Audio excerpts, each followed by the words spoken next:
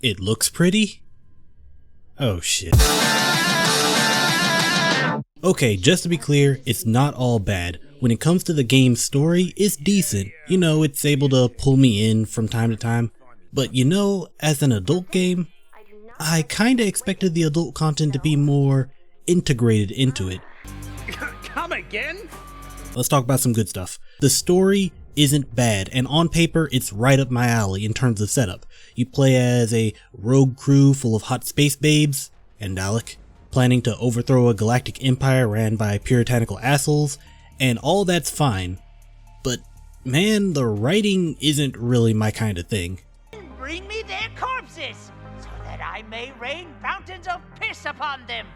I'm officially calling a timeout on all killing and or homicidal threats until I know what the hell is going on here.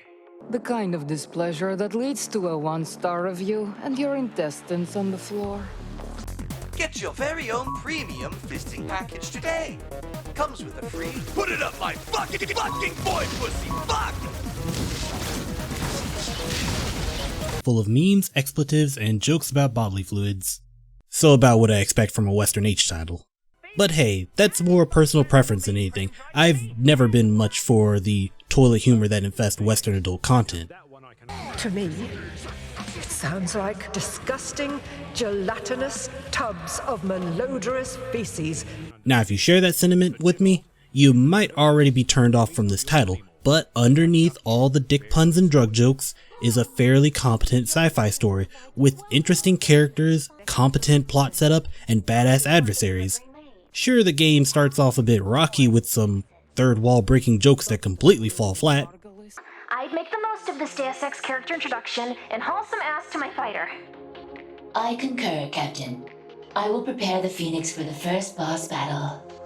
But as the game progresses, it does get pretty interesting, telling the history of our main character, what he did before becoming this weird mix of hentai Kamen and Deadpool, the wars the Empire started in order to purge out the impure, the different factions at play by the time the game starts, and creating questions that will hopefully get answered the farther into the game you go. And from time to time, the gutter humor does rip a chuckle from me. Yes, I'm a bit weary. I'm going to sleep and dream up oceans of beautiful, sweaty cocks washing over me like a big wet blanket of satisfaction, and then feel unduly guilty about that as soon as I wake up. I see. I'm sorry, man. That was a weird-ass sneeze I just did right there.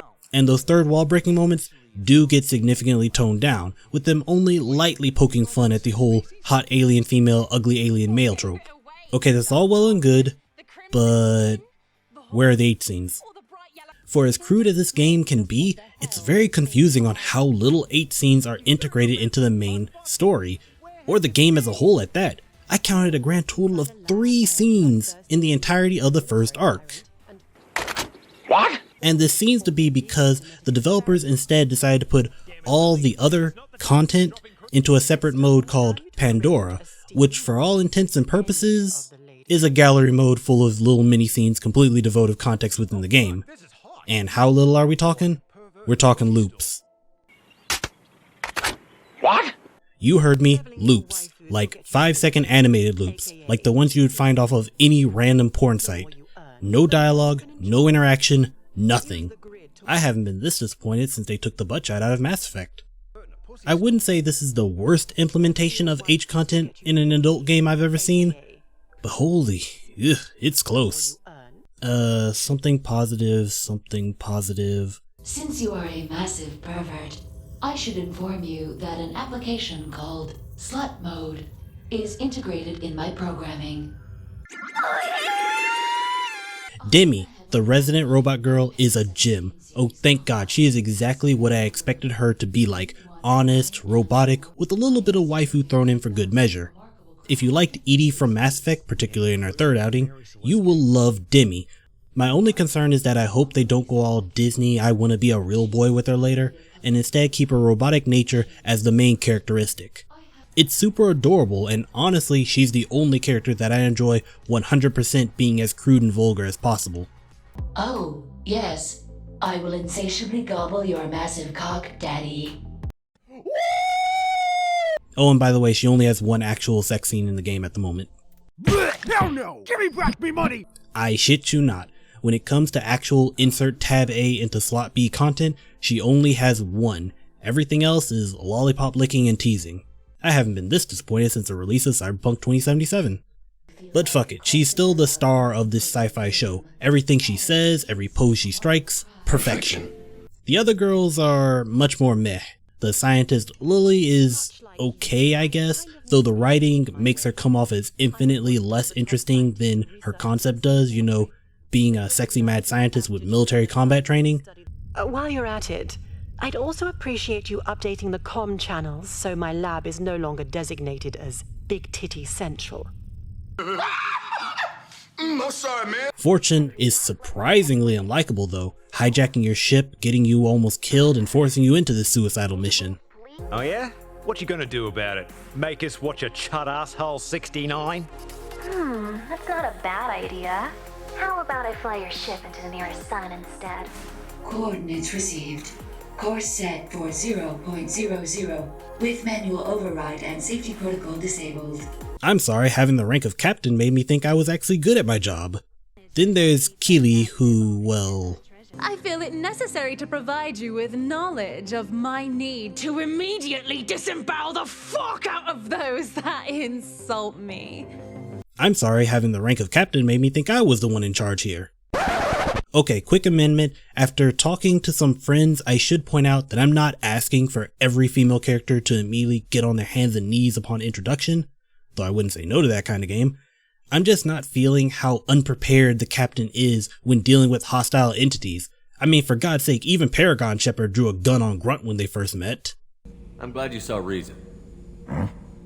In a weird turn of events, I'm more interested in the villains of the game. General Blythe with her boob plate armor and smart aleck AI companion make me laugh constantly. They're like a good Borderlands villain from back when that franchise was actually decent. Ugh, I'm sick of working with these losers. Lily was the best. We would be fully operational by now if she hadn't run off. I still can't believe you let that two-faced whore escape. I did not permit her to do anything, General. My backup security protocols were deactivated. That one is on whatever skin sack wrote the override password down on a notepad and taped it to the back of my Matrix casing. And Casadora? For some reason, she just owns every single scene she's in my mind. Yes, for some reason. Okay, fun time's over. Time to talk about the gameplay, and to keep it simple, I think it's dog shit. And I'm not just talking about the top-down shooter segments that most people have problems with, I'm also talking about the tactical combat, aka the primary gameplay of the goddamn title. I haven't been this disappointed since Subverse came out. Wait, what? Let's start with the shooter segments, because honestly, I think they're the lesser of two evils. Yes, while everyone's been public about not liking the shoot 'em up elements, I actually find them more salvageable than the tactical combat. The shooting feels bad to me for a couple of reasons, the main one being that it's not embracing its nature as a top-down shooter game. Like, it tries to be semi-realistic with few UI elements and almost no item drops, but this is not the way, and results in a very dull game mode. I mean, it's not boring since you can die and you have to make sure to be on the move, but it's not fun, at least it isn't in its current incarnation. Give me some power-ups, a fancy quick dodge, the ability to ricochet shots off meteors, something to spice this up. Because while picking a waifu at the start of a stage to give you a special alt fire is a novel concept, it isn't enough. The next problem I saw was in the primary fire. That shit is too slow, resulting in the player needing to adjust their shots on any enemy non-ramming distance. Not a fun concept in a fast-paced top-down shooter, at least not with the primary fire anyway. Secondary fire, like I said earlier, is based on which waifu you take with you, which also gives them relationship points. And why is Demi not a playable waifu? I swear to God. Give me back me money! The variety in secondary fire is nice, but like I said, I wish it was more arcade shootery with augments that float around the map or something. The last real problem I have with this mode, and probably the most in need of a fix, is how the camera follows the player. It does a solid job when the player floats left or right, but up and down, it lets the player get way too close to the edge, making a nice little blind spot where enemies can just jump on you with little to no time to react. Now here, all these things I've talked about are small adjustments or additions to the gameplay already on offer, so I have high hopes that something will be done. The tactical combat, on the other hand, needs a goddamn overhaul. Oh boy, where to begin? My first question is, what was the inspiration here? Was it XCOM? Was it Fire Emblem? Final Fantasy Tactics? Super Robot Wars? Advance Wars? Something? Was there even an inspiration to begin with? Because what's on offer here just feels like a mess. And not even a confusing one, just an underwhelming mess. You have a tiny ass combat arena that you barely feel the need to move around in. There's no cover system like in XCOM that would really help the small arenas pop out. No terrain system like in, well, just about all tactical games worth mentioning.